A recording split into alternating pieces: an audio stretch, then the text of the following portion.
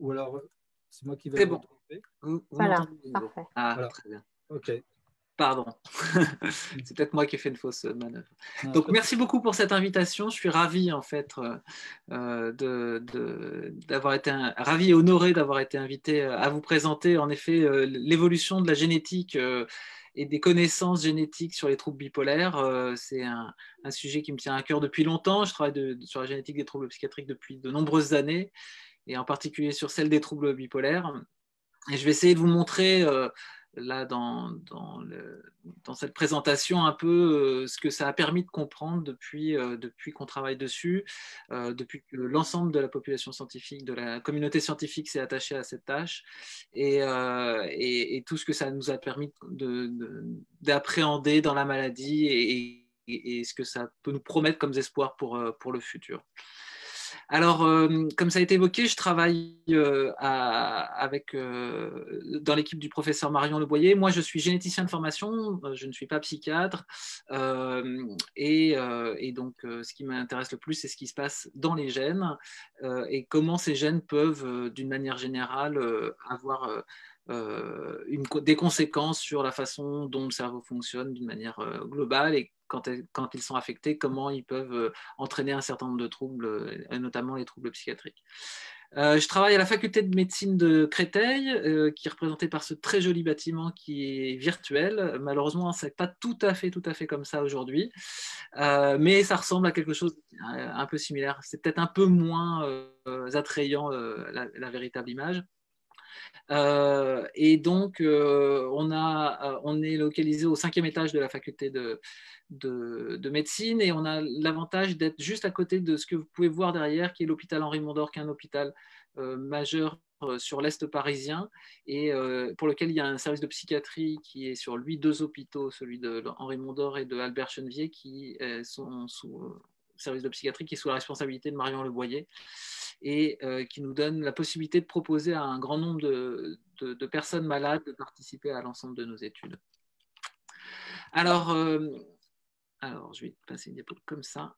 Donc, les troubles bipolaires, je ne vais pas vous faire l'affront de vous expliquer ce que c'est, mais au moins rappeler quand même quelques chiffres qui sont importants. Vous connaissez tous ça, tous les troubles bipolaires bien mieux que moi, probablement d'ailleurs. Mais ce qui est intéressant, c'est de rappeler quand même que ça touche énormément de personnes dans le monde, énormément de personnes en France. On estime à plus de 700 000 personnes malades en France à l'heure actuelle. L'OMS considère que c'est la 6e cause de handicap à travers le monde. Et comme vous le savez, ça atteint surtout les personnes assez jeunes.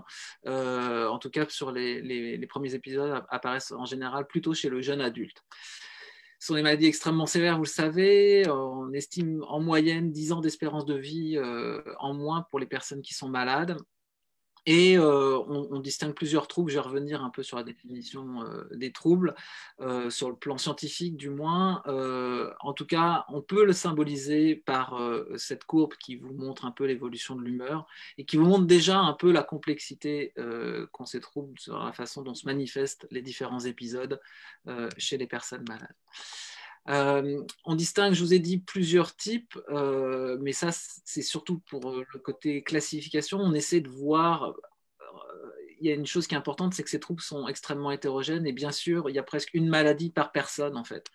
Et néanmoins, pour arriver à faire de la recherche, on a besoin d'essayer de regrouper les gens selon des similitudes sur la façon dont la maladie s'exprime chez eux.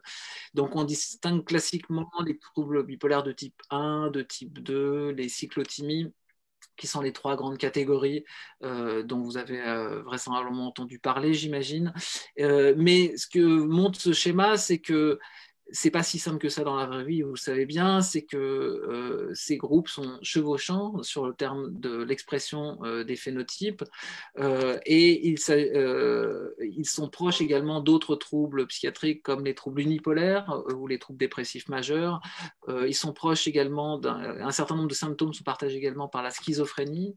Et puis il y a d'autres comportements encore qu'on trouve fréquemment chez les personnes qui sont malades, comme les troubles du sommeil, les addictions, l'anxiété et les psychoses qu'on retrouve aussi bien dans la schizophrénie que dans les troubles bipolaires de type 1. Et en fait, tout ça pour vous rappeler la complexité des phénotypes auxquels on est confronté. Quand on veut faire de la recherche, c'est extrêmement difficile d'être sûr que toutes les personnes qui participent à la recherche et qu'on étudie, en fait, ont la même maladie. Et c'est un peu la question à laquelle on essaie de répondre.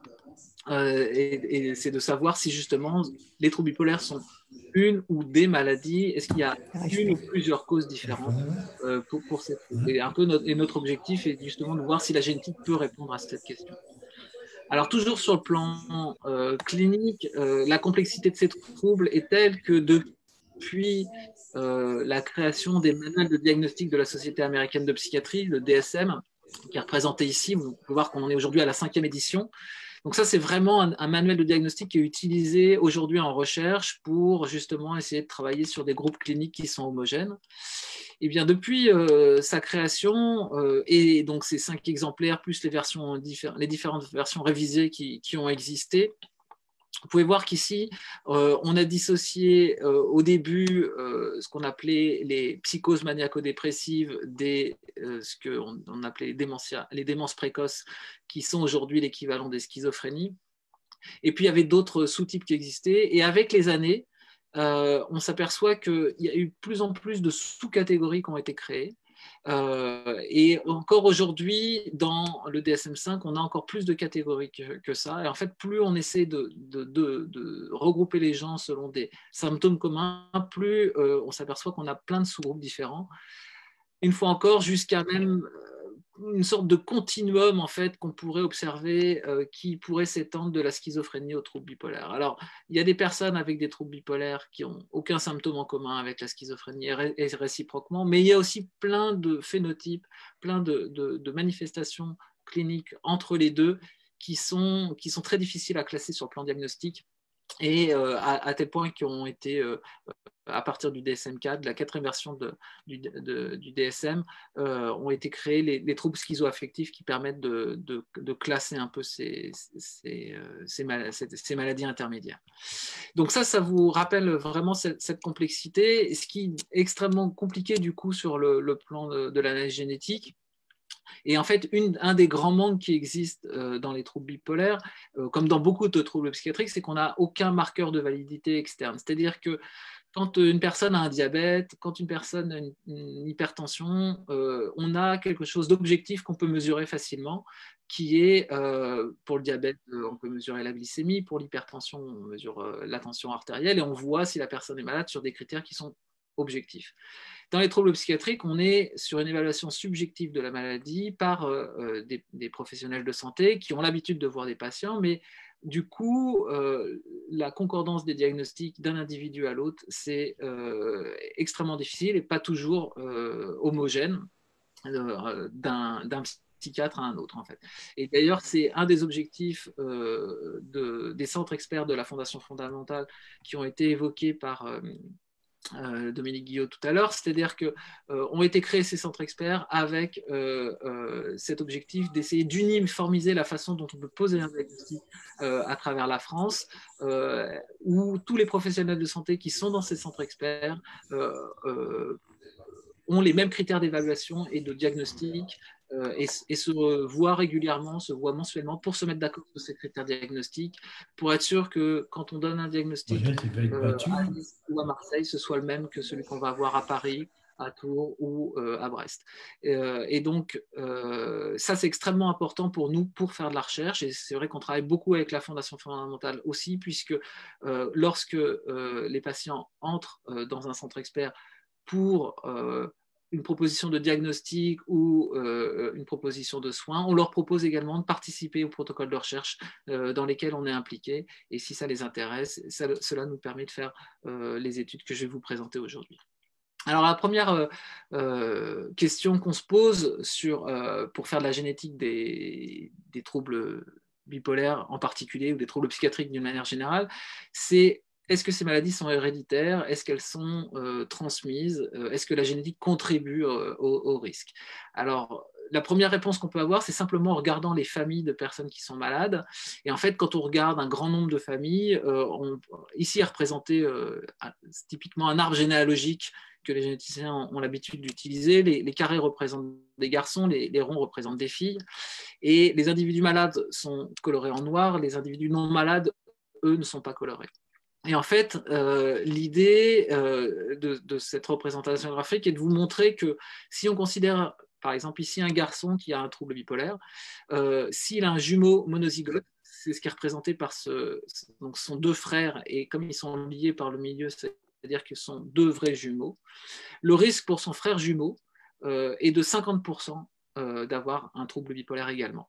Le risque pour sa sœur, qui, elle, donc les deux jumeaux partagent 100% de leur patrimoine génétique, contrairement aux frères et sœurs qui partagent que 50% de leur patrimoine génétique. On s'aperçoit que sa sœur, elle, a un risque de 15%. Le risque pour un individu de la population générale, je ne vous l'ai pas dit, c'est à peu près 1% en fait. C'est pour ça qu'on a à peu près 700 000 personnes en France qui sont atteintes de troubles bipolaires. Et donc voilà, le risque pour les autres apparentés, donc pour les parents, pour les enfants de personnes avec un trouble bipolaire sont équivalentes. On s'aperçoit que plus la personne est éloignée de l'individu qui est malade sur le plan génétique, plus le risque va diminuer. Et on sait également que si deux personnes malades de troubles bipolaires ont un enfant, le risque pour l'enfant à naître est également de 50%. Donc ça, c'est vraiment des observations épidémiologiques faites depuis de très nombreuses années dans les troubles bipolaires qui nous permettent de dire ah oui, en effet, il y a bien quelque chose qui est en lien avec les génétiques. Alors, dans les familles, on ne transmet pas que les gènes, on en transmet également aussi beaucoup de facteurs environnementaux. Et je reviendrai sur la fin de ma présentation un peu sur les facteurs environnementaux qui existent et qui peuvent influencer le risque de survenue d'un trouble bipolaire. Mais néanmoins, la différence, par exemple, qu'on a entre les jumeaux, les vrais jumeaux, et les frères et sœurs ou les faux jumeaux, qui est donc 50% pour les vrais jumeaux et autour de 15% pour les faux jumeaux. Cette différence-là nous permet d'estimer, enfin de dissocier les facteurs génétiques des facteurs non génétiques, ce qu'on va appeler les facteurs environnementaux d'une manière générale, et de nous permet d'estimer ce qu'on appelle une héritabilité, c'est-à-dire la part de la génétique qui contribue à l'expression du phénotype, c'est-à-dire du trouble bipolaire.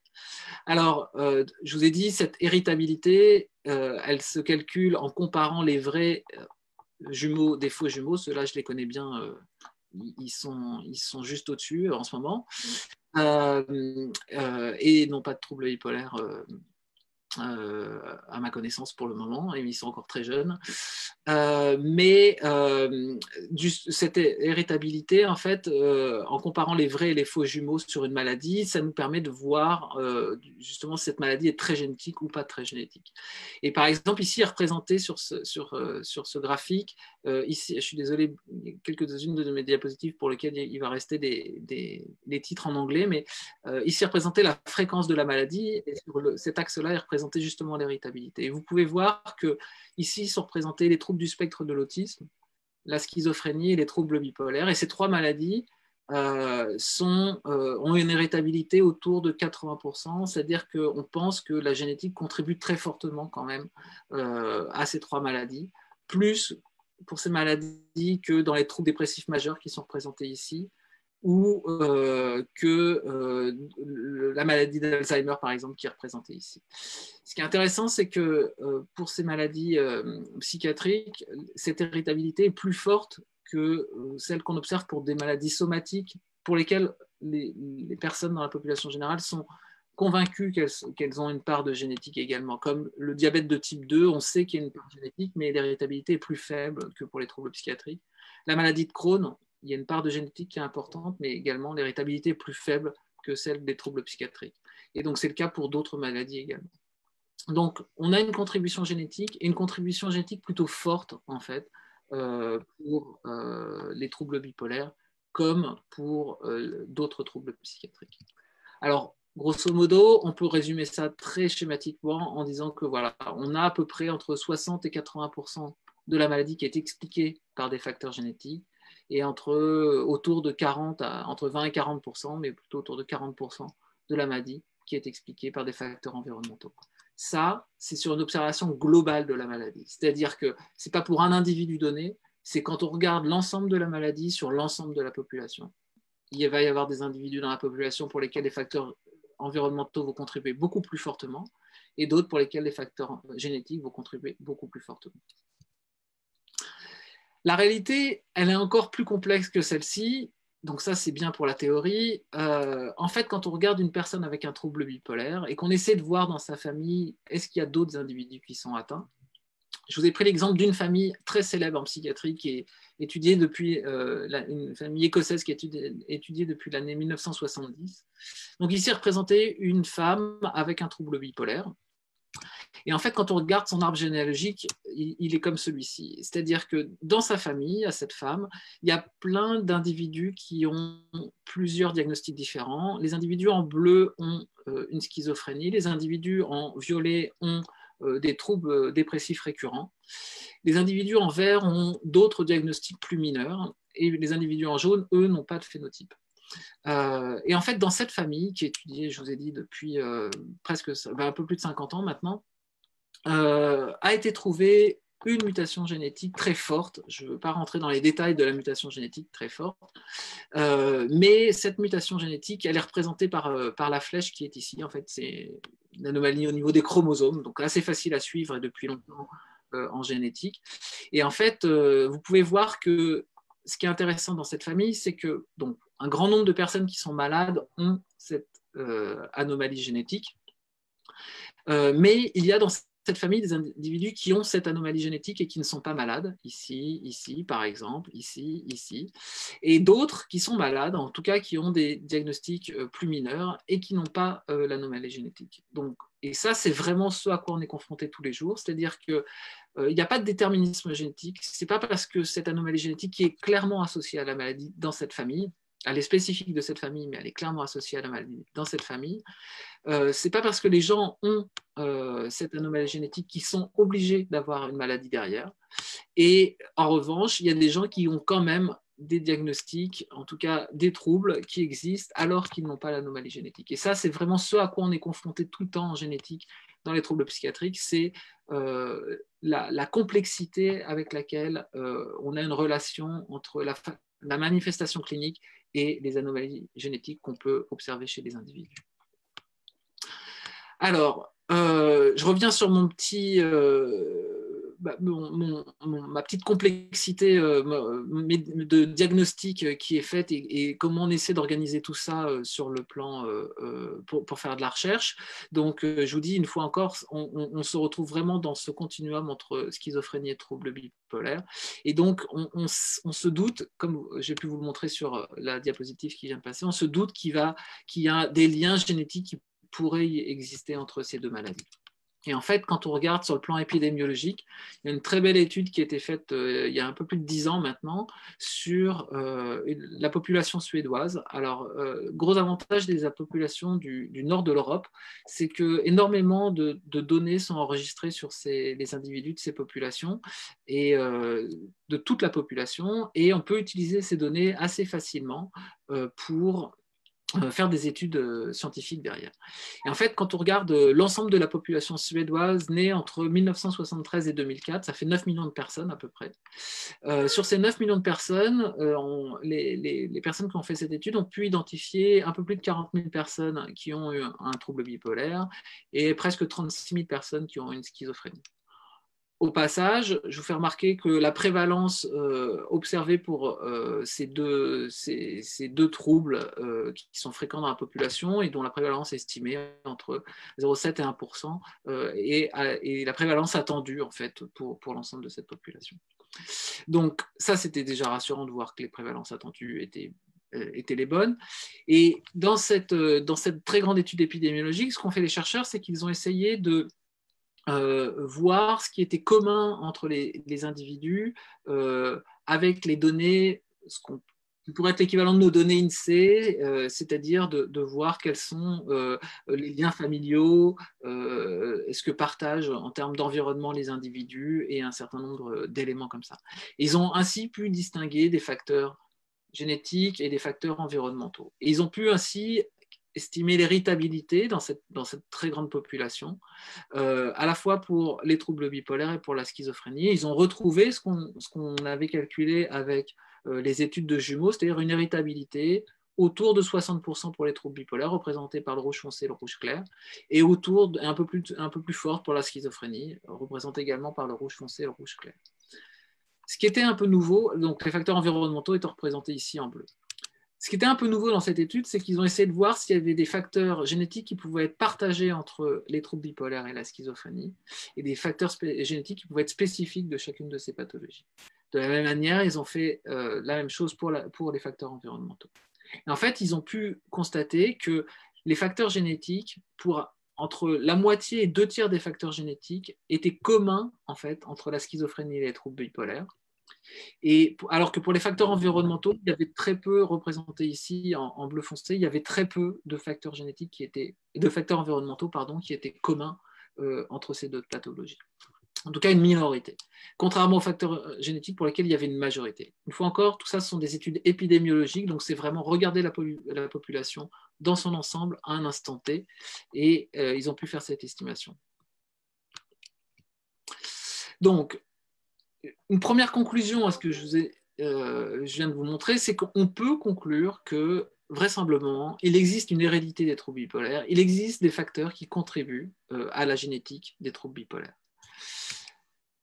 La question est de savoir quels sont les gènes des troubles bipolaires et quels sont les gènes qui contribuent justement à l'augmentation du risque de développer un trouble. Et c'est là où c'est vraiment le cœur de mon métier aujourd'hui, d'essayer d'arriver à identifier quels sont ces gènes. Alors avant de rentrer plus en détail sur les études génétiques qui ont été faites, si vous permettez, je vais vous donner un petit cours de génétique, pour avoir un petit rappel. Alors ce sera un rappel pour les gens qui s'y connaissent très très bien, ce sera peut-être un peu trop facile, mais ça va permettre juste qu'on soit sûr qu'on parle de la même chose et que je puisse m'assurer que vous puissiez comprendre l'ensemble des éléments que je vais vous donner ensuite pour rentrer un peu plus dans le détail de savoir ce qui a été fait sur la génétique. Donc, un petit cours très général sur la génétique. Vous savez que la génétique est gouvernée par la molécule d'ADN, cette molécule qui est vraiment la molécule du vivant. Tout le monde, tous les organismes vivants ont de l'ADN dans leur génome, que ce soit dans n'importe quelle cellule. Que ce soit les bactéries, des plantes, ici représentée une drosophile, la petite couche du vinaigre qui est très étudiée en sciences, ou ces adolescents pour lesquels vous voyez que les interactions sociales sont une priorité dans la vie. Tous ces individus, tous ces organismes vivants ont en commun le fait d'avoir cette molécule d'ADN qui est un ensemble de 4, qu'on peut symboliser par un ensemble de 4 lettres, qui sont en réalité 4 molécules qui sont représentées ici. Et en fait, ces 4 lettres s'appellent adénine, cytosine, guanine et thymine. Ce sont 4 molécules différentes. Et en fait, l'organisation de ces lettres, c'est véritablement comme un dictionnaire, et ça va permettre de coder l'ensemble des molécules des protéines qui vont ensuite composer les différents êtres vivants. Et donc, tous ces organismes-là ont ces mêmes lettres. La seule différence, c'est que le nombre de lettres varie d'un individu, d'un organisme à l'autre, et l'ordre varie bien sûr d'un organisme à l'autre.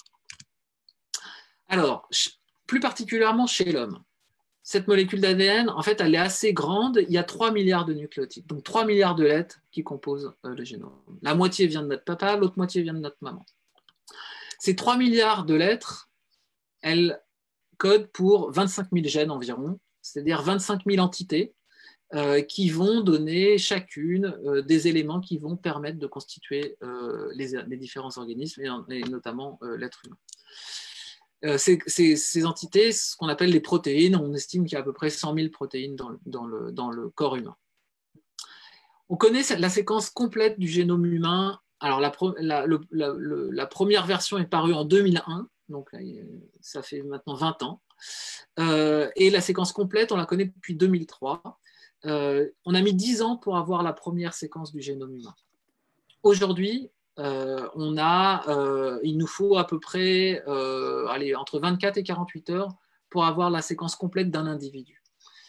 À l'époque, ça a coûté des dizaines, voire des centaines de milliards de dollars pour avoir cette première séquence. Aujourd'hui, on peut avoir la séquence complète d'un individu pour un peu moins de 1 000 euros. Donc, pour vous montrer que la science a véritablement, et la génétique en particulier, a véritablement évolué à la fois sur sa capacité d'exploration et sur la compréhension du génome depuis une vingtaine d'années. Mais ça reste quand même 3 milliards de nucléotides, ça reste quand même un puzzle extrêmement compliqué et la grande difficulté, c'est d'arriver à comprendre comment s'organiser ces différents nucléotides et quelle partie sert à quoi. Pour vous rendre, pour arriver à imaginer, ça il faut imaginer que chacune de ces molécules d'ADN, on l'a dans chacune de nos cellules. Et vous savez que votre corps est composé de centaines de milliers et de millions de cellules, et même encore plus que ça. Et donc chacune de ces cellules a une molécule d'ADN complète qui va coder pour tous ces gènes. Il faut garder à l'esprit que si on compare l'être humain à un autre mammifère, j'ai pris l'exemple de la souris, on a 99% d'homologie entre les gènes entre l'homme et la souris. C'est-à-dire que ce qui différencie Albert Einstein de cette petite souris, c'est quand même très très peu de choses. En termes de nombre de gènes. Après, il y a des petites variations qui vont faire la différence. Mais ça, c'est pour vous montrer que finalement, la façon dont c'est codé, ça permet d'avoir une expression des phénotypes qui peut être extrêmement variée.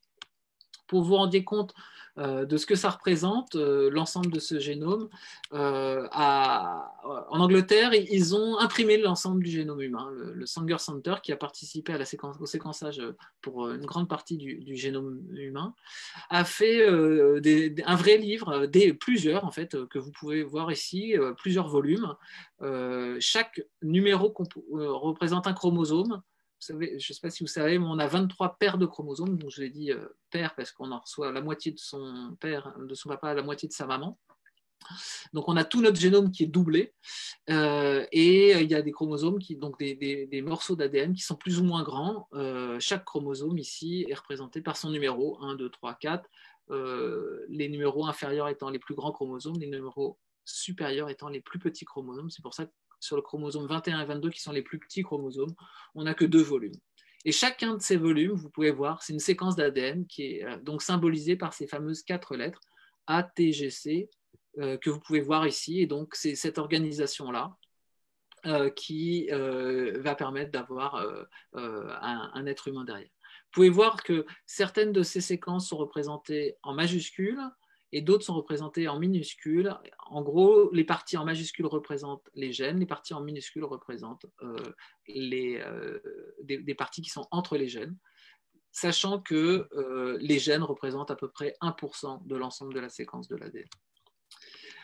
Alors, donc ça, c'est un bout de votre génome, un bout du mien aussi d'ailleurs, un bout du génome de tout être humain que j'ai pris dans des bases de données qu'on a.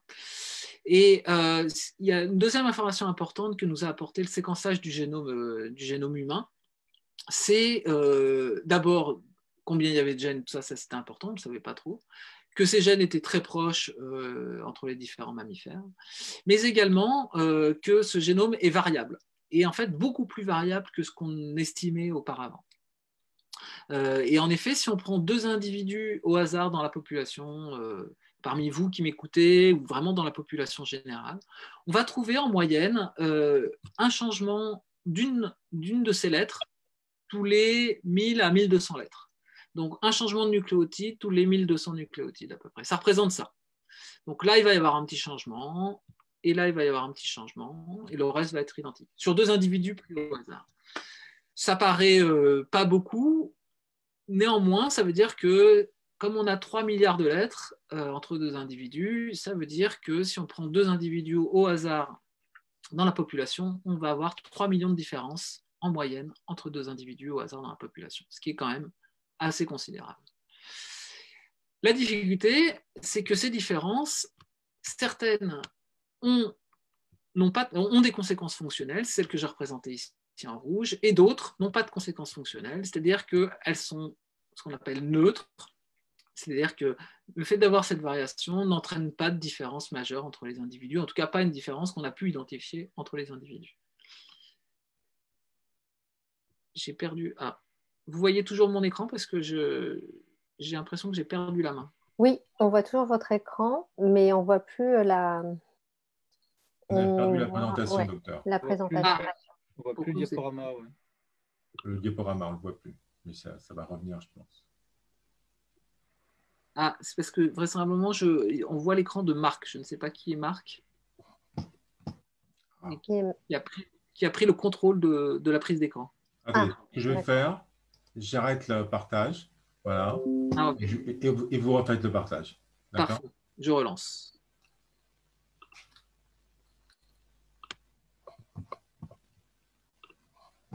Voilà. Vous voyez? Oui. Parfait. Juste passer. Hop. Désolé pour ce petit changement.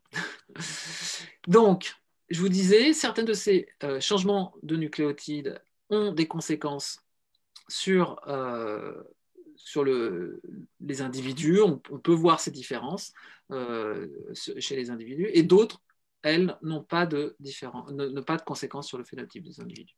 Donc, chercher des variations dans le génome humain et les associer aux troubles bipolaires, c'est un peu comme chercher une aiguille dans une meule de foin. C'est loin d'être simple. Ce d'autant que, je vous ai dit, on a en moyenne, entre deux individus, un changement de nucléotide tous les 1000 à 1200 nucléotides.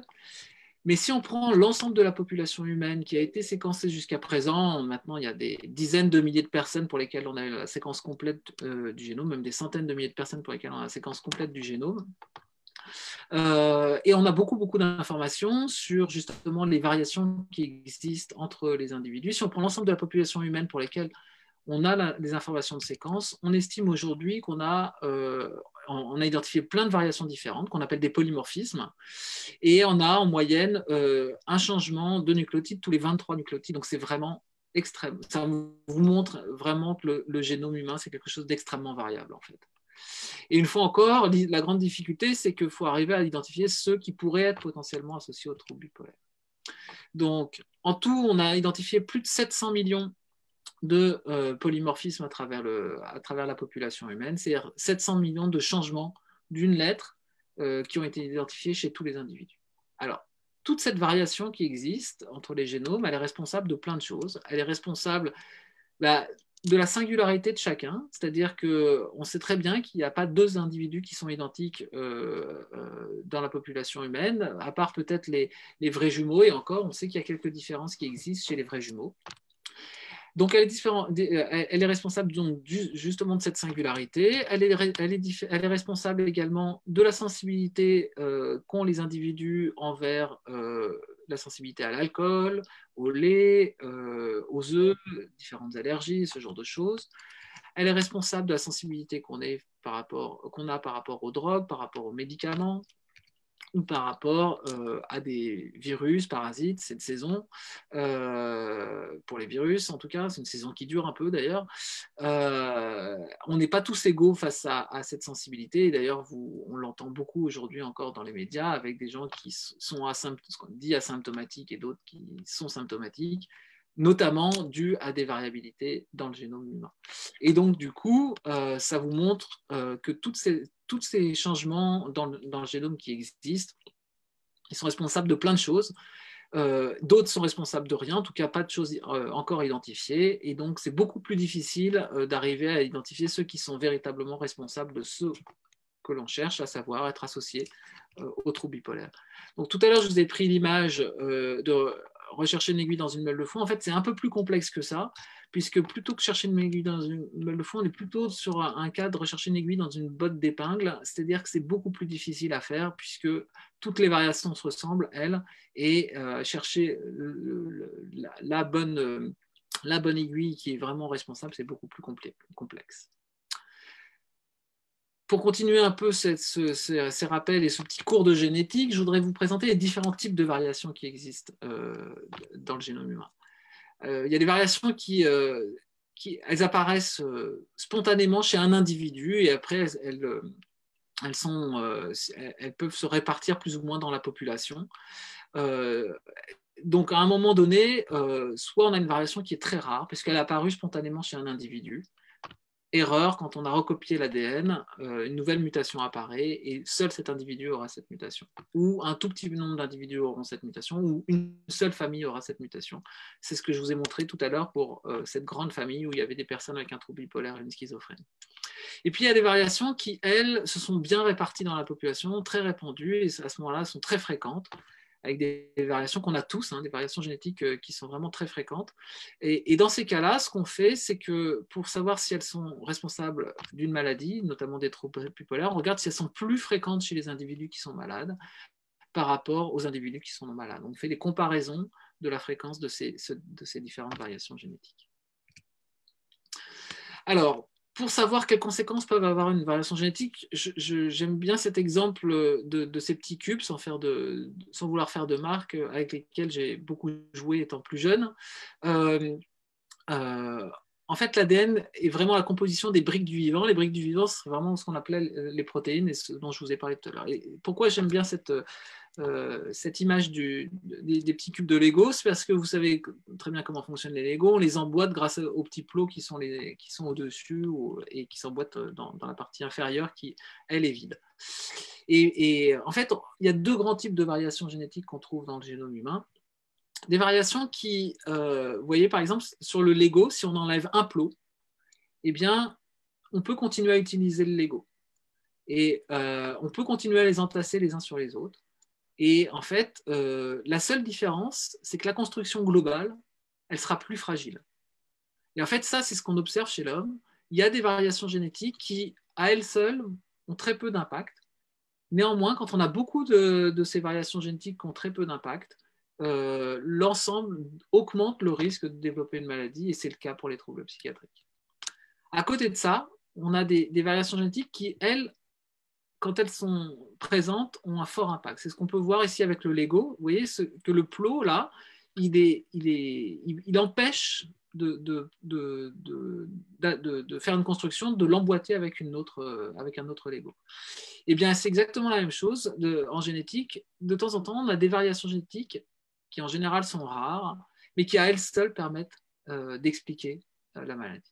Alors, c'est très connu pour ce qu'on appelle les maladies monogéniques. Vous avez tous entendu parler de la myopathie de Duchenne qui a été démocratisée grâce au Téléthon, qui malheureusement ne pourra pas avoir lieu dans son état habituel cette année, qui est une maladie au niveau des muscles. Et en fait, c'est une maladie qu'on appelle dominante, autosomique dominante, c'est-à-dire que avoir une seule mutation dans un seul gène, le changement d'une seule lettre, est suffisant pour avoir la maladie et donner la myopathie de Duchenne. À côté de ça, il y a d'autres maladies comme la mucoviscidose, dont vous avez également probablement entendu parler, qui est une maladie dite récessive, où là, c'est pareil, une seule mutation dans un seul gène existe et c'est suffisante pour avoir la maladie, mais là, il faut qu'on ait reçu une mutation de sa maman et une mutation de son papa. Et à ce moment-là, l'individu malade, il est ici, l'individu malade, c'est celui qui aura eu les deux mutations, celle de son papa et celle de sa maman. Et ça, c'est une maladie récessive, puisque du coup, il faut que les deux chromosomes des deux parents soient touchés, alors que les maladies dominantes, comme la myopathie de Duchenne, un seul chromosome, soit celui de la papa, soit celui de la maman, est suffisant pour avoir la maladie. Alors, en psychiatrie, malheureusement, on n'est pas sur des cas aussi simples. On n'est pas sur des modèles dominants ou des modèles récessifs de la maladie, mais on est sur des modèles beaucoup plus complexes, et je vais essayer de vous présenter justement un peu cette complexité, ce qu'ont apporté les connaissances en fait sur la génétique et les études génétiques ces dernières années. Avant de rentrer dans le détail des études qui ont été faites, je voudrais d'abord vous convaincre que quand on modifie donc une partie du génome, ça peut avoir bien sûr des conséquences sur le phénotype des individus, je vous l'ai dit, notamment sur les différentes maladies dont je vous ai parlé. Mais ça peut également modifier le comportement des individus, et c'est ce qu'on voit par exemple avec ces expériences qui ont été faites par l'équipe de Thomas Bourgeois à l'Institut Pasteur sur des souris. Donc c'est des souris dont la seule différence d'un point de vue génétique, c'est une mutation dans un seul gène. Et vous pouvez voir que ces deux souris, ça c'est un comportement normal de souris, vous pouvez voir que ces souris sont très proches en fait, ont beaucoup d'interactions sociales. contrairement à ces souris qui sont mutantes, alors là, elles sont en train de se faire des bisous, mais ça ne va pas tarder, où elles ont beaucoup moins d'interaction sociale. Je ne sais pas si vous avez vu un peu au début du film. Là, c'est moins évident. Voilà. Et très vite, en fait, on s'aperçoit que finalement, il y en a une qui fuit plutôt l'autre, et quand l'autre se rapproche, elles vont s'éloigner. En fait, ça, on peut le quantifier. C'est juste pour vous montrer que sur le plan comportement, en fait, une mutation dans un seul gène peut entraîner des modifications du comportement.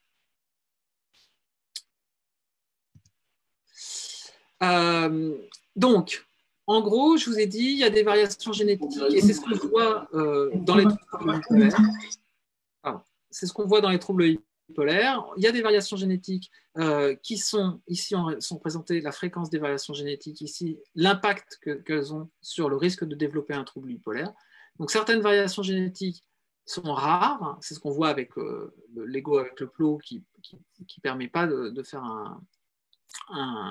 une construction, et d'autres ont un fort impact sur le risque de développer la maladie, et d'autres sont beaucoup plus fréquentes et ont un faible impact sur le risque de développer la maladie.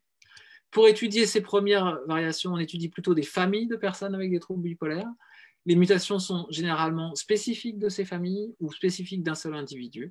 Et ça nous permet de comprendre mieux les mécanismes qui sous-tendent les troubles bipolaires. Alors, je vais vous prendre un exemple d'un gène en particulier qu'on a étudié au laboratoire avec un de mes étudiants en thèse qui s'appelle Jérémy Sidbon. Et en fait, on a étudié plusieurs familles qui sont représentées ici. Maintenant, vous êtes familiers avec la représentation que les généticiens font des familles. Les individus malades sont toujours représentés en noir, et donc sont plusieurs familles avec des troubles bipolaires. En fait, dans toutes ces familles, on a trouvé des changements, des mutations, en fait, d'un même gène. C'est le même gène pour toutes ces familles, ce n'est pas les mêmes mutations d'une famille à l'autre. Alors, à quoi sert ce gène? Il code une protéine qui est impliquée au niveau des synapses. Alors, ici, représentée de la synapse, c'est la connexion au niveau des neurones. Vous voyez, dans le cerveau, il y a plein de neurones qui sont représentés également sur ce petit film qui est en action à côté. Et donc, les neurones, ils communiquent entre eux en permanence, hein. Même quand vous dormez, même quand vous ne faites rien, ils communiquent tout le temps. Quand vous faites une activité, ils communiquent encore un peu plus. Et en fait, pour communiquer, vous voyez, entre les neurones, il y a ce qu'on appelle des synapses chimiques, où il y a des petites molécules qui sont libérées en fait, au niveau de la synapse et qui sont captées par le neurone suivant pour transmettre le message d'un neurone à l'autre. C'est ce qu'on voit ici au niveau de la synapse. Et donc, la protéine qui nous intéresse, qui a été identifiée dans ces différentes familles, ce que je ne vous ai pas dit, c'est que les mutations qui ont été trouvées dans ces familles, en fait, sont plus fréquentes chez les individus qui ont un trouble bipolaire que chez les individus, que dans la population générale, enfin dans les familles de personnes avec un trouble bipolaire que dans la population générale. Et surtout, on peut voir que dans les différentes familles, alors tous les individus qui sont malades n'ont pas les mutations, et certaines personnes ont des mutations mais ne sont pas malades, mais on peut voir que tous ceux qui ont des mutations ont un phénotype d'une manière générale. En revanche, il y a des personnes qui sont malades mais sans avoir les mutations. Alors, sur cette transmission, ce qu'on appelle la neurotransmission, justement, la libération de ces neurotransmetteurs, c'est ces molécules qui permettent la communication entre les neurones, ce qui est symbolisé sur ce petit film. En fait, on sait que cette protéine dont je vous ai parlé, qui s'appelle CADPS, en fait, elle permet justement cette libération des neurotransmetteurs. Et tout à l'heure, Dominique Guillot évoqué le prix Marcel Dassault, c'est l'ensemble de ces travaux en fait, qui ont pu être financés grâce au prix Marcel Dassault de la Fondation fondamentale. Et en fait, en étudiant cette protéine en particulier dans des modèles de cellules, en fait, on a pu montrer que la fréquence en fait, de libération des neurotransmetteurs est modifiée pour certaines des mutations qu'on a identifiées chez les personnes malades. C'est-à-dire qu'au lieu de libérer à un rythme qui est connu pour les différents neurotransmetteurs, en fait, on libère plus souvent ces différents neurotransmetteurs, donc il y a plus de communication entre les neurones. Alors, c'est pas pour ça, ils communiquent plus, c'est pas pour ça qu'ils communiquent mieux, et donc du coup, ça complexifie pas mal, d'une manière générale, le comportement. Pour étudier le comportement, on fait en général appel à des modèles de souris. En l'occurrence, on a étudié des souris qui avaient une mutation en fait, dans ce même gène. Et en fait, quand on a ces souris qui ont une mutation dans ce même gène et qu'on regarde leur phénotype, l'expression de leur comportement, on s'aperçoit qu'elles sont plus actives d'une manière générale. Et en fait, cette augmentation de l'activité rappelle un peu le comportement qu'on peut trouver dans les épisodes maniaques chez les personnes qui sont malades avec un trouble bipolaire. Ce qui est intéressant, c'est qu'on a pu montrer, on a fait subir des petits stress chroniques, légers, mais chroniques en fait, à ces souris. Et on a pu montrer que quand les souris n'ont pas de mutation dans ces DPS, quand on leur fait subir des petits stress, c'est ce qui est montré ici en rouge, eh bien, elles ont un taux de corticostérone. Le corticostérone, c'est une molécule qui témoigne la façon dont les gens perçoivent le stress. C'est-à-dire, plus le taux est élevé de corticostérone, plus les gens sont stressés. Et en fait, on s'aperçoit que donc, quand on fait subir des petits stress chroniques comme ça à ces souris, on les embête un petit peu tous les jours, on s'aperçoit que le taux de corticostérone est le même en fait chez les souris qui sont stressées et les souris qui ne sont pas stressées. En revanche, pour les souris qui sont mutantes pour ces ADPS, lorsqu'on leur fait des petits stress chroniques comme ça un petit peu tous les jours, ben, on voit qu'elles sont plus sensibles au stress et que quand on leur fait des stress aigus, c'est encore plus élevé, c'est-à-dire qu'on a un taux de corticostérone qui sort plus fort. Donc ça veut dire que les souris qui ont ces mutations ont l'air d'être un peu plus sensibles au stress que les souris qui n'ont pas cette mutation. C'est très intéressant pour les personnes qui sont malades et qui ont cette mutation.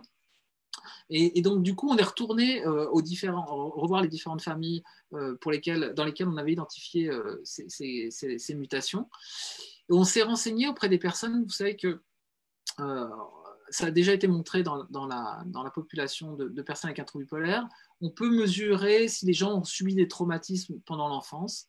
Et on s'aperçoit que les personnes qui ont un trouble bipolaire ont subi plus de traumatismes au cours de leur enfance que la population générale. En fait, c'est ce qu'on observe dans notre population ici, c'est-à-dire qu'on donne un questionnaire aux personnes pour évaluer un certain nombre de traumatismes. Ça se décline en plusieurs types de traumatismes différents, mais ça peut être des abus physiques que les personnes ont subis au cours de leur enfance, ça peut être des abus émotionnels, enfin, il y a un certain nombre d'aspects. Je reviendrai un peu sur ce facteur environnemental qui est un facteur environnemental important dans les troubles bipolaires. Et en fait, on constate que les personnes ont subi d'une manière générale plus de traumatismes. Les personnes qui ont un trouble bipolaire ont subi plus de traumatismes que la population générale. Ce qui est intéressant, c'est que les personnes qui ont des mutations, donc dans ces familles-là, on s'aperçoit que d'une manière générale, dans ces familles, les personnes ont reçu également plus de traumatismes que dans la population générale. Mais surtout, on s'aperçoit que les gens mutés, donc les gens avec des mutations dans ces DPS dans ces familles, nous rapportent dans ces questionnaires avoir subi encore plus de traumatismes que les personnes qui n'ont pas de mutation. Et pour nous, une des hypothèses qu'on émet par rapport aux résultats qu'on a pu observer à la fois chez la souris et dans nos modèles, c'est que c'est pas qu'ils ont vraiment subi plus de traumatismes, en tout cas, ils ont perçu ces traumatismes de manière beaucoup plus violente que les personnes qui ne sont pas mutées. Et donc peut-être, une des hypothèses qui nous permettent de faire ces travaux, c'est peut-être que le fait d'avoir une mutation dans ce gène-là en particulier augmente la sensibilité qu'ont les personnes quand elles sont confrontées à un stress majeur, qui sont des facteurs dont on sait qu'ils sont des facteurs déclenchants de la maladie. Et donc c'est peut-être un élément pour arriver à comprendre cette hypersensibilité qu'on connaît chez un grand nombre de personnes avec un trouble bipolaire. Donc, pour conclure sur cet aspect-là de ma présentation, on sait qu'il y a des variations génétiques qui sont rares. Certaines sont spécifiques d'une famille ou d'un individu et qui contribuent au risque de développer un trouble. Et ce genre de variations génétiques nous permettent de mieux comprendre les mécanismes de la maladie. Alors, je vous ai également parlé beaucoup de variations génétiques qui sont plus fréquentes et pour lesquelles les conséquences sur la maladie ont l'air d'être plus faibles. Et alors ça, pour pouvoir étudier ce genre de variations génétiques, il faut qu'on étudie de très grandes cohortes, des populations de personnes très nombreuses, et on va comparer, ce que je vous ai dit tout à l'heure, la fréquence de ces variations génétiques entre les personnes qui sont malades et les personnes qui sont non malades. Je vous ai pris un exemple pour un autre gène qui s'appelle SNAP25 sur lequel on a beaucoup travaillé, qui est également impliqué dans la neurotransmission. En fait, ce gène-là, SNAP25, il code une protéine qui interagit directement avec CADPS, la molécule dont je viens de vous parler et pour lesquelles on a trouvé des mutations qui sont fréquentes, qui sont rares. Pardon. Donc, toujours dans ce mécanisme de transmission des neurotransmetteurs, de libération des neurotransmetteurs et de communication entre les neurones. Ça, c'est possible grâce à un mécanisme assez complexe qui implique plein de protéines, dont cette molécule, une protéine codée par ce gène qui est SNAP25. Et dans ce gène, on avait identifié une variation génétique au niveau du début du gène, qui était plus fréquente chez les personnes avec une forme adulte précoce de troubles bipolaires, plus fréquente chez des personnes avec une schizophrénie que chez les personnes avec un début tardif de troubles bipolaires et chez des personnes qui sont non malades. Donc là, typiquement, on voit que ce gène a l'air de... Cette variation génétique semblerait jouer un rôle, en tout cas, augmenterait le risque. On peut faire cette hypothèse de savoir si ça augmenterait le risque de développer un trouble bipolaire à début précoce ou une schizophrénie chez les personnes qui ont cette variation génétique. Cette variation génétique étant très fréquente dans la population générale. Alors, pour voir déjà si cette variation génétique a des conséquences, on peut regarder sur des cellules. On est capable de mettre dans des cellules la présence ou l'absence de cette variation génétique. On peut voir que quand elle est là, l'expression du gène augmente. Et ça, c'est corrélé c'est vraiment identique à des études qu'on a faites sur des cerveaux de personnes malades et non malades après leur mort. Avec leur consentement, on récupère, grâce à des banques de cerveaux qui existent pour la recherche, on peut récupérer, si les personnes sont d'accord, une partie du cerveau des personnes pour pouvoir faire de la recherche. On peut comme ça étudier l'expression d'un certain nombre de gènes après que les personnes soient décédées. Et donc, on a pu, comme ça, montrer que ce gène-là, en particulier, était plus exprimé chez les personnes malades et surtout chez les personnes qui avaient la combinaison du génotype ici qui est à risque, c'est-à-dire qui était plus fréquente chez les personnes qui étaient malades que les personnes qui étaient non malades. Alors, qu'est-ce que ça fait l'augmentation de l'expression du gène qu'on montre à la fois sur des cellules au laboratoire et post-mortem? Eh bien, ça peut influencer le comportement. Alors, l'expression que je vais vous montrer, la surexpression de ce gène dans les souris est bien plus forte que celle qu'on observe chez l'homme, ça n'a rien à voir, mais juste pour vous montrer ce que ça fait quand on change l'expression d'un gène. Si on change l'expression de SNAP25 chez la souris, en termes de comportement, ça donne ça. Alors, vous avez vu tout à l'heure des souris qui étaient à peu près, qui avaient un comportement avec des troubles des interactions sociales, mais elles bougeaient quand même beaucoup moins que ça. C'est très rare que les souris bougent autant que ça. Et en fait, cette activité chez les souris, c'est vraiment de l'hyperactivité. Elles le sont en permanence, à tel point qu'on n'a même pas pu les étudier sur le plan comportement tellement elles sont hyperactives. Alors, on a regardé également chez l'homme, grâce à l'équipe de Jocelyn Wenou qui travaille du professeur Jocelyn Wenou qui travaille dans notre équipe et qui s'intéresse à l'imagerie médicale chez les personnes malades. Et on a pu regarder que les personnes qui avaient cette mutation, cette variation dans SNAP25, on a pu regarder que d'une manière générale, en particulier chez les hommes, il y avait une augmentation de la taille d'une structure du cerveau qui s'appelle l'hippocampe, qui est impliquée dans pas mal de choses, dont la mémoire, mais également dans la charge émotionnelle des patients. On a également pu montrer que les personnes qui avaient cette mutation avaient une augmentation de l'activité entre la partie antérieure du cerveau, qui est représentée ici, donc le cortex préfrontal, et justement l'amygdale, qui est là où on recueille les émotions en fait, au niveau du cerveau, là où sont collectées les émotions au niveau du cerveau. Et en fait, du coup, on a pu montrer qu'il y avait une hyperactivation de ce faisceau, donc cette communication entre les neurones, en fait, entre ces deux éléments du cerveau.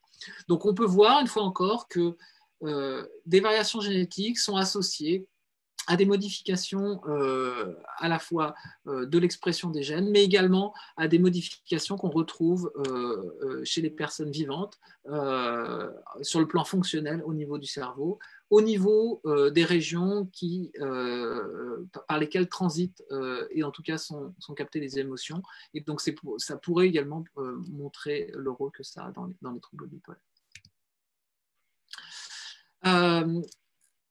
Je vous ai donné un exemple particulier d'une variation génétique fréquente pour lesquelles l'impact est très faible. Alors, je vous ai dit, variations génétiques rares, elles ont un impact fort sur la maladie, variations génétiques fréquentes, elles ont un impact faible, c'est-à-dire que chacune de ces variations génétiques va augmenter un tout petit peu vraiment le risque de développer la maladie.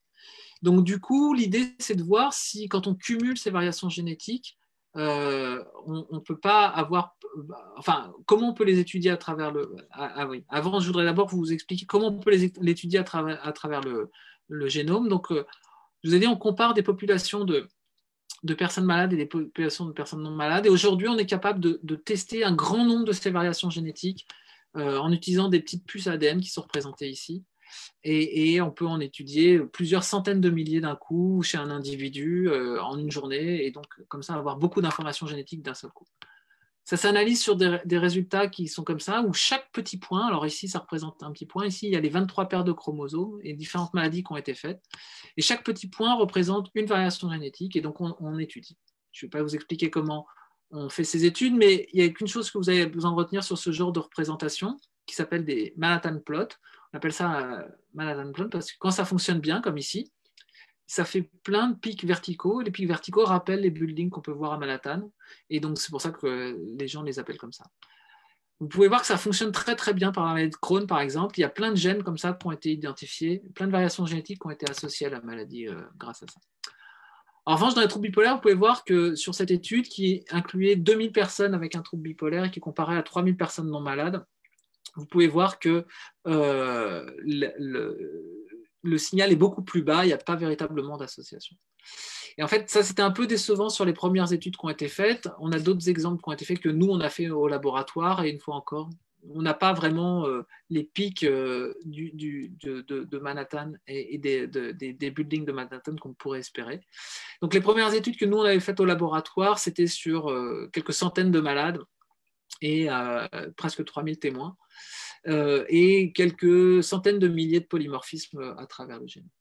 En fait, comme je vous ai dit, les variations de fréquence, enfin, l'impact de ces variations sur la maladie sont très très faibles, et donc pour arriver à voir un effet, il nous faut des cohortes qui sont beaucoup plus grandes. Et donc ça, on s'est associé dans un très grand consortium international qui regroupe aujourd'hui des dizaines et des dizaines, presque une centaine de laboratoires à travers le monde qui travaillent tous sur les troubles bipolaires. C'est vraiment une synergie de l'ensemble des études. Ce consortium s'appelle le PGC pour Psychiatric Genomics Consortium. C'est un consortium qui a démarré aux États-Unis et qui, je vous dis, maintenant regroupe un grand nombre de chercheurs à travers le monde et étudie surtout plein de personnes malades en commun. On avait publié avec le consortium en 2011 une étude sur 7000 malades et 9000 témoins, en étudiant plus de 2 millions de variations génétiques sur le génome. Et là, vous pouvez voir qu'on commençait à identifier des petits pics qui étaient associés, donc certains gènes comme ça, les premiers gènes ont été associés aux troubles bipolaires avec des variations fréquentes. Et l'année dernière a été publiée une nouvelle étude où là, on a plus de 20 000 personnes malades qui ont été comparées à plus de 30 000 témoins, plus de 9 millions de variations génétiques à travers le génome. Et là, il y a plus de 30 gènes qu'on a pu identifier comme ça à travers le génome qui sont associés aux troubles bipolaires. Donc tout ça pour vous montrer que en combinant les efforts, même si chacune de ces variations génétiques contribue peu à la maladie, en combinant les efforts de la recherche à travers le monde, ça nous a permis d'identifier un grand nombre de gènes qui sont impliqués dans la maladie. Donc pour résumer ça, c'est qu'on voit que c'est pas, pour certaines personnes, c'est une seule mutation, mais pour la plupart des personnes qui sont malades, c'est pas une mutation, mais un grand nombre de mutations à travers le génome qui existent et qui vont contribuer à la maladie. Et en fait, plus on aura de ces variations, plus le risque augmentera de développer la maladie. Et seulement les gens qui auront le plus de variations dans la distribution globale des variations sur l'ensemble de la population auront un risque plus élevé de développer la maladie. Ce qui est intéressant quand on fait ce genre d'études, je vous ai dit, plus on met de variations génétiques, plus on augmente le risque de développer la maladie. C'est ce qui est représenté sur ce graphique. Ça, c'est vrai quand on regarde les variations génétiques qui ont été associées au trouble bipolaire. Si on fait la même chose avec des variations génétiques qui ont été associées à la schizophrénie sur une cohorte de personnes avec un trouble bipolaire, on observe la même chose. C'est-à-dire que ça montre que les mêmes variations génétiques semblent contribuer à la fois au trouble bipolaire et à la schizophrénie. Et en fait, ça peut se résumer avec ce genre de schéma où on regarde ici différents troubles psychiatriques et on regarde la corrélation entre les troubles psychiatriques. Alors, j'imagine que vous n'avez pas de familier avec ce genre de représentation, mais il n'y a qu'une chose à retenir, c'est quand les maladies partagent beaucoup de gènes en commun, on a un carré qui est très bleu foncé. Quand elles partagent très peu de gènes en commun, on a un carré qui est plutôt soit dans le blanc, soit dans le rouge. Et vous pouvez voir comme ça que, par exemple, les carrés les plus foncés sont les troubles anxieux avec les troubles dépressifs majeurs ou les troubles bipolaires avec la schizophrénie. Et c'est là on peut voir qu'il y a une forte corrélation entre les deux maladies. Donc ça veut dire que les troubles bipolaires et la schizophrénie partagent beaucoup de variations génétiques en commun. Si on fait la même chose entre les troubles psychiatriques, et il y a d'autres corrélations qui existent, si on fait la même chose entre les troubles psychiatriques et les troubles neuronaux, le trouble psychiatrique ici est représenté avec les troubles neuronaux ici, en fait on a très peu de corrélations qui existent. Comme dans les troubles neuronaux, il y a la maladie d'Alzheimer qui ont été faits, l'épilepsie, l'ischémie cérébrale, les migraines, la maladie de Parkinson. En fait, on peut voir qu'entre les troubles psychiatriques et ces différentes maladies neurologiques, on a très peu de liens génétiques.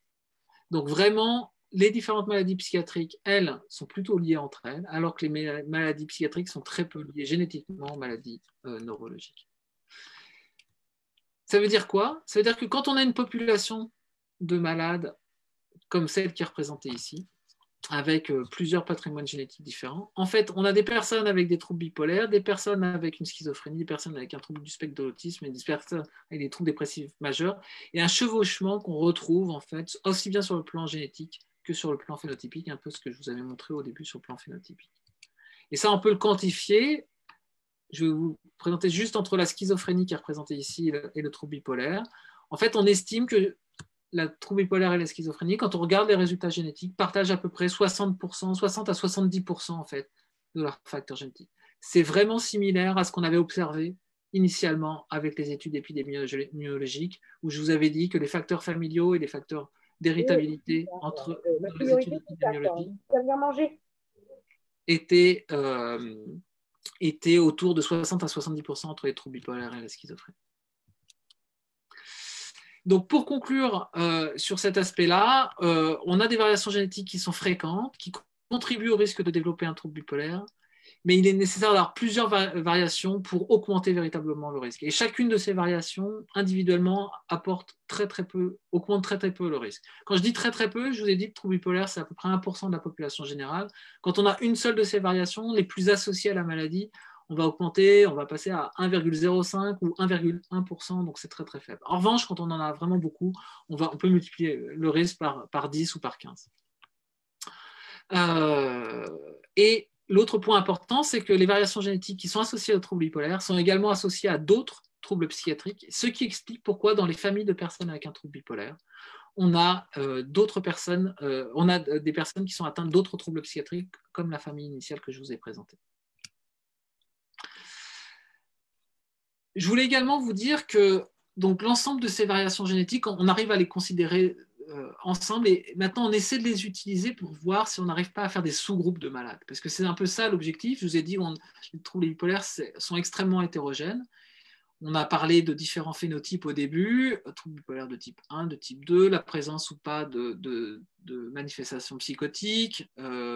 Et donc, on essaie d'utiliser ces données génétiques aujourd'hui pour voir si la présence d'un certain nombre de variations génétiques sont associées spécifiquement à certaines manifestations cliniques.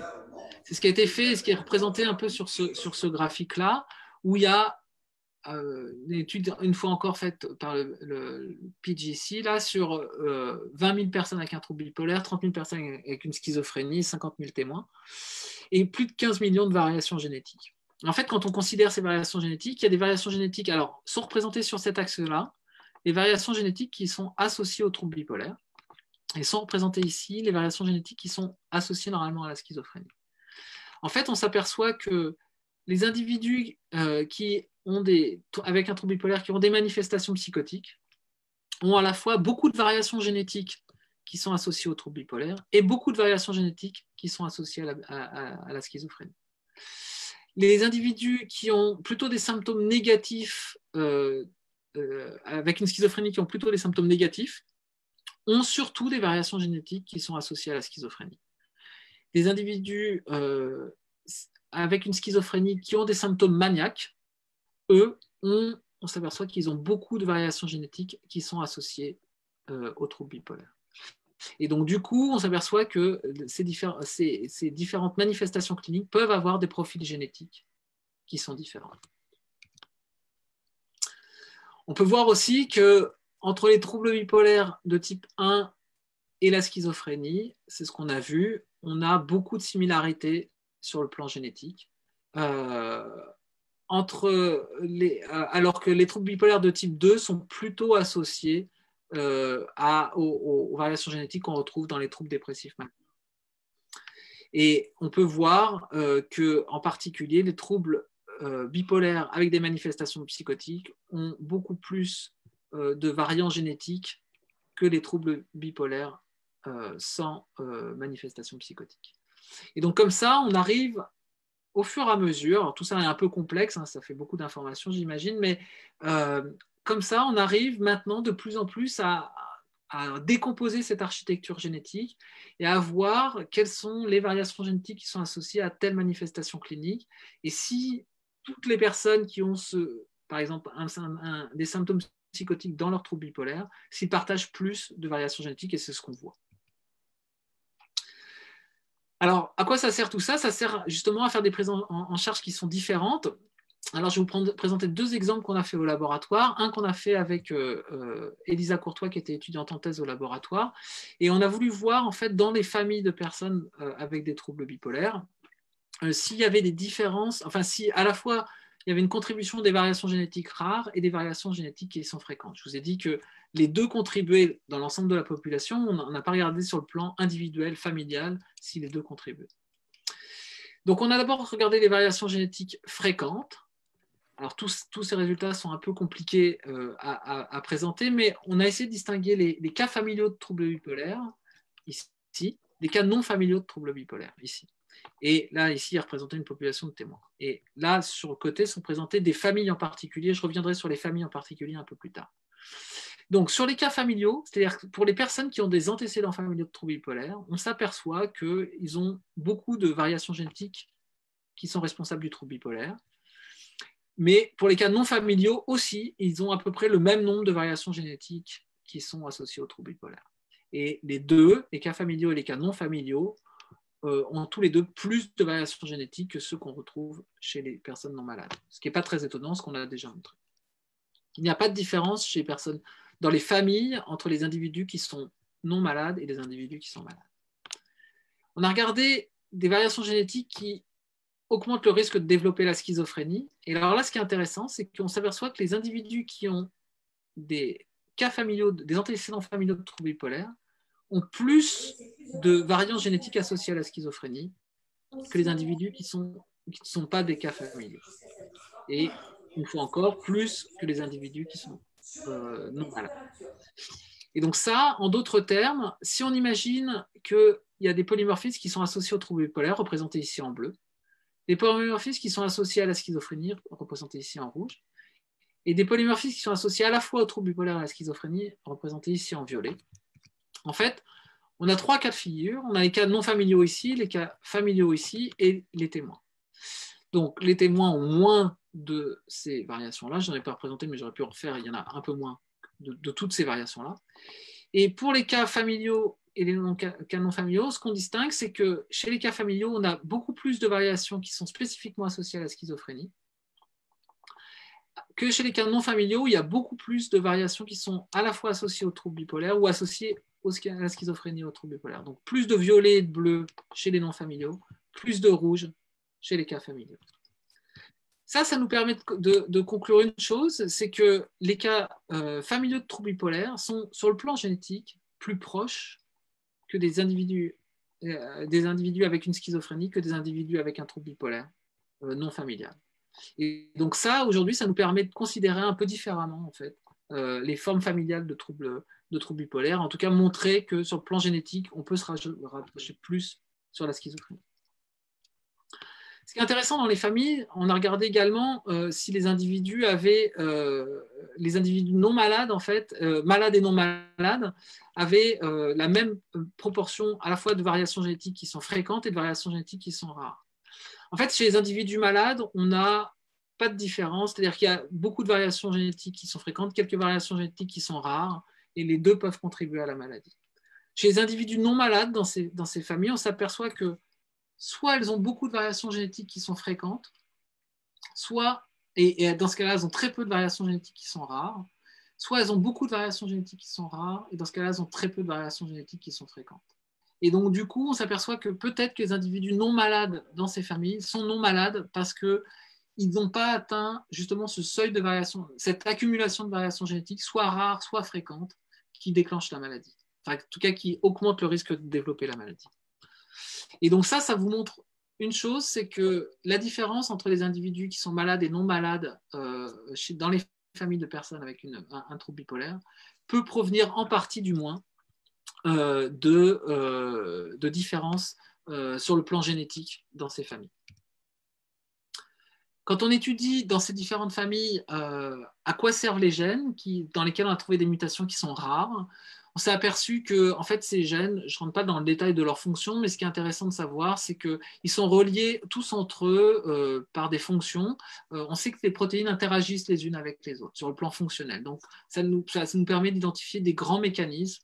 Et notamment, on a pu ainsi montrer que dans les familles de personnes avec un trouble bipolaire qu'on a étudié, était altéré le développement des neurones notamment, et la régulation de l'expression d'un certain nombre de gènes.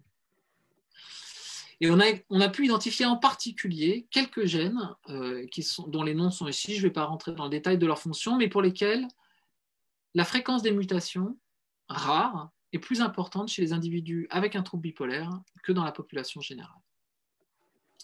Pourquoi c'est intéressant? C'est qu'on a pu regarder sur ces gènes avec ces mutations rares, mais pour lesquels on trouve... Alors donc, les mutations sont rares, mais on trouve plusieurs fois des mutations rares chez les personnes avec un trouble bipolaire dans ces familles.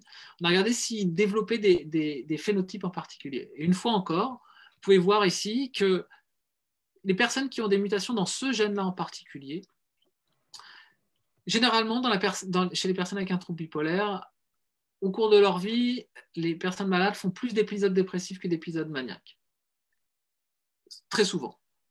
À part quelques cas. Et on s'aperçoit que les personnes qui ont des mutations dans ce gène-là en particulier, SMARCC2, on s'aperçoit que c'est le contraire. En fait, les personnes font plus d'épisodes maniaques que d'épisodes dépressifs. On dit qu'elles ont une polarité prédominante maniaque. Et donc ça, c'est aussi quelque chose qui est assez intéressant pour montrer que peut-être justement, on n'est pas sur la même maladie pour les personnes qui ont des mutations dans ce gène-là en particulier.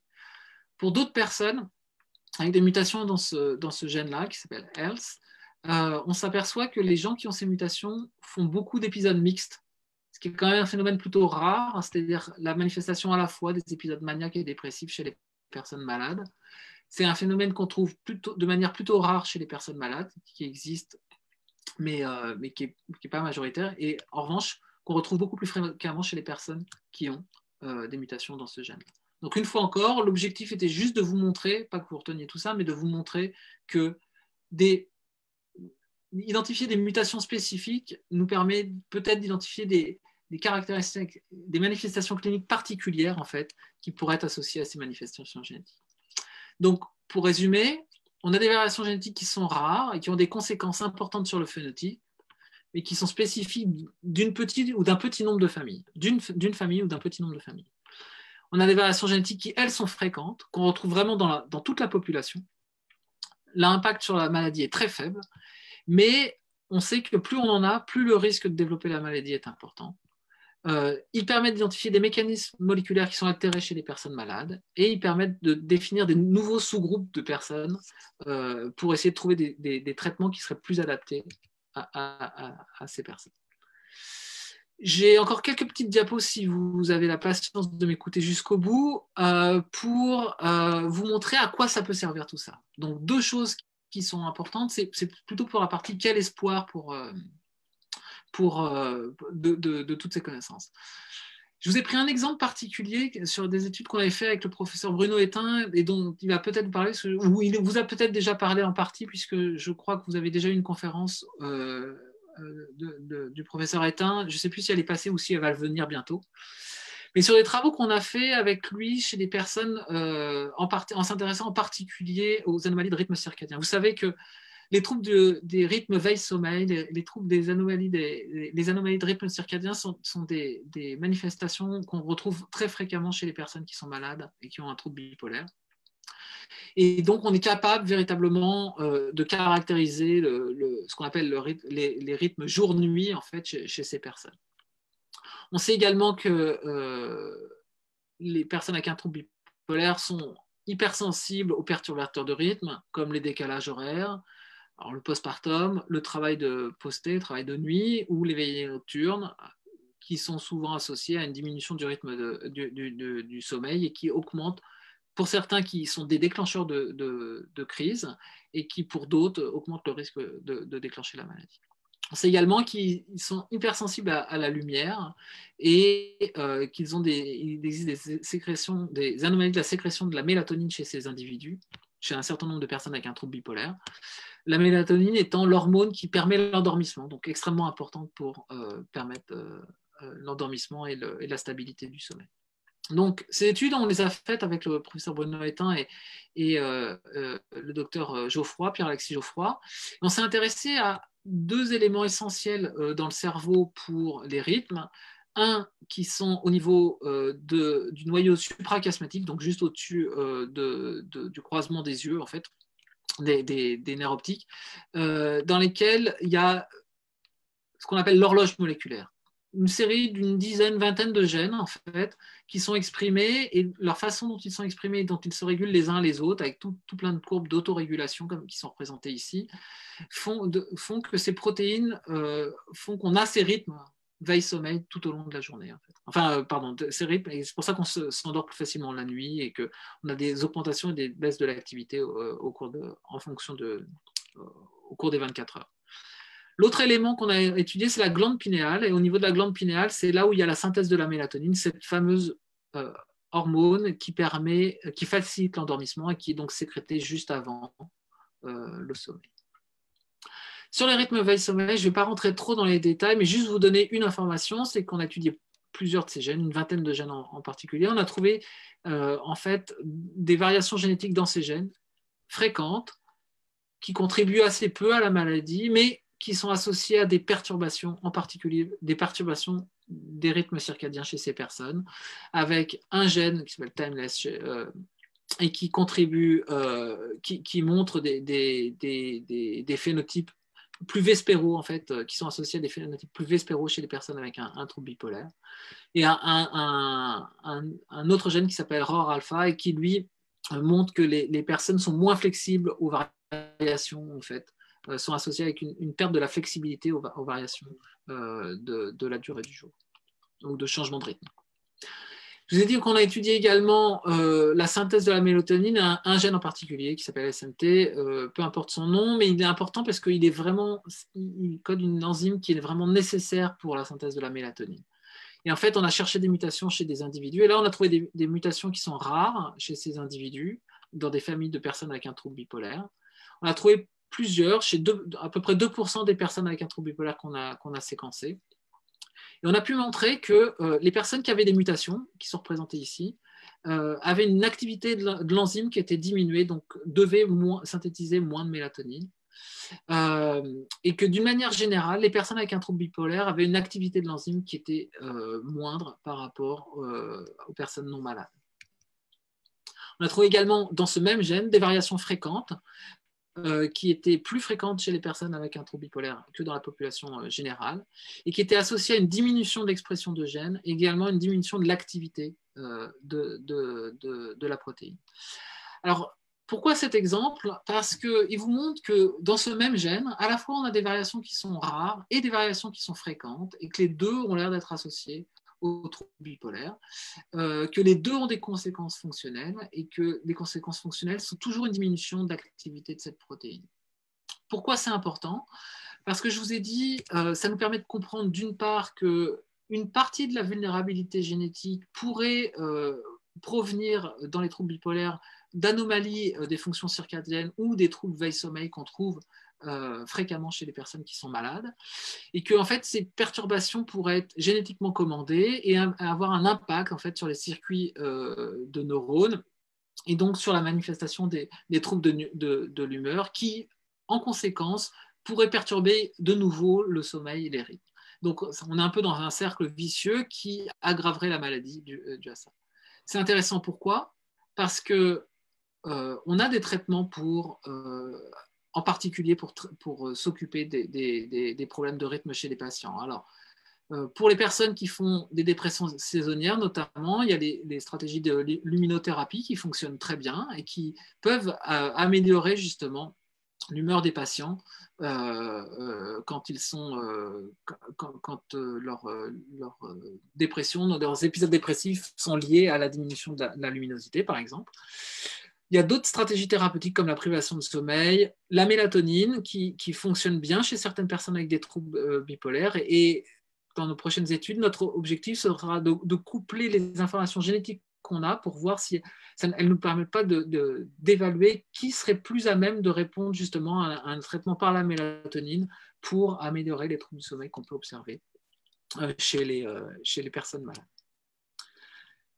Enfin, je voudrais juste terminer en vous présentant les facteurs environnementaux parce que je vous ai parlé beaucoup des facteurs génétiques, mais on est quand même soumis à son environnement et ces facteurs génétiques, ils sont aussi dépendants des facteurs environnementaux qu'on croise. Alors, quels facteurs environnementaux existent, ont été identifiés pour être associés aux troubles bipolaires? Il y en a plusieurs.